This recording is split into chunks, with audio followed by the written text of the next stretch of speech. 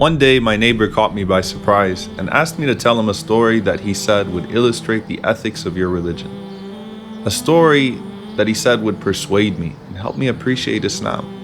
The question completely startled me, but I quickly realized the famous story about an imam in London. Several years ago, an imam moved to London. He used to take the same bus every single day with the same driver to a stop near his mosque.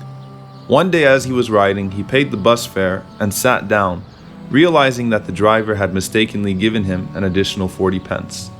When the imam sat down, he considered keeping the extra change since it was an insignificant amount anyway. But as he was deboarding, he felt guilty and handed the 40 pence back to the driver and said, "Sir, I think you gave me too much change." The driver smiled and said, "Aren't you the new imam in this area? You know, lately I've actually been thinking about stopping by your mosque and learning about Islam. But before I did that, I wanted to see what you would do if I gave you extra change." As the imam stepped off of the bus, he was so shaken by the incident that he grabbed the pole, looked up to the sky, and cried out, "Oh Allah, I almost sold Islam for 40 pence. My neighbor said, "Let's face it though, if it was a significant amount of money, the imam would have kept it." I insisted that this was the inherent nature of the Muslim and he would have given it back even if it was 40,000 pounds. But he shook his head in disapproval, indicating he wasn't impressed. I didn't think that my neighbor thought much of the imam story.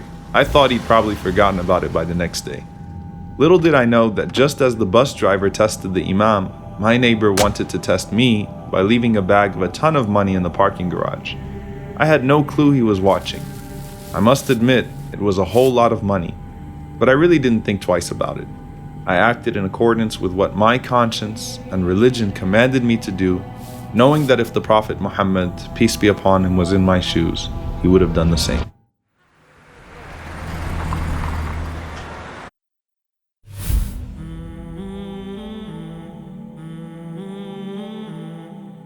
I had to find a way to get it back to its owner.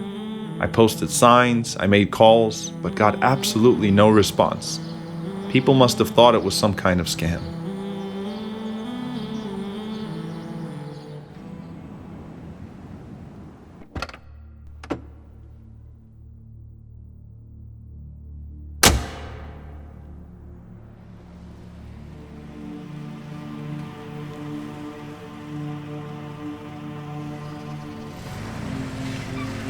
My neighbor says to me, "Muslims can't be tempted, huh? I knew you'd give in and spend the money."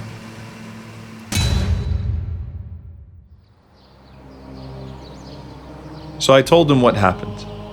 "I'm not here to defend myself," I said. "But what I'd really like to do is teach you what our Prophet Muhammad, peace be upon him, taught us." I gave him the donation receipt from the charity to which I donated the money and informed him that the car I was driving was actually my uncle's car, which I was borrowing because my car had to be fixed. So then I asked him, "Have you filed your taxes for the year yet? I think we should get this receipt to your CPA."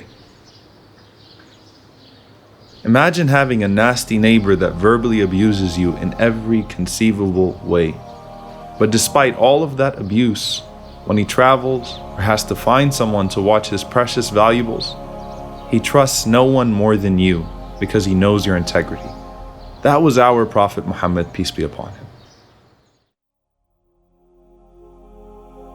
As we walked back home that day, my neighbor thanked me for the time we spent together, telling me I completely changed his perception of Islam and its Prophet. I then shared with him that it was our Prophet who said, "Honor the trust of those who give it to you, and do not betray the one who betrays you."